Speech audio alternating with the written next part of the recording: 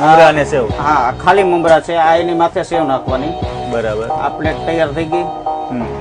પછી ચટણી જે છે એ સ્વાદ મુજબ કોઈને ઓછું તીખું ખાવું હોય, વધારે તીખું ખાવું હોય એ પ્રમાણે આમાં મિક્સ કરવાની.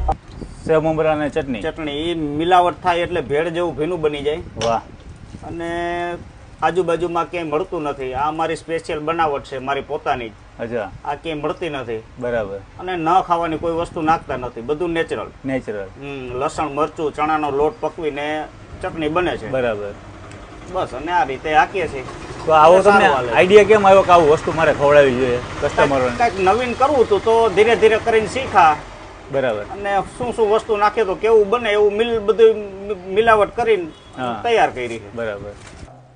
નિલેશભાઈ ગજેરા મારું નામ છે. Mobile number 9252 60 368. આ નંબરમાં કોન્ટેક્ટ કરીને આવવું. બરાબર.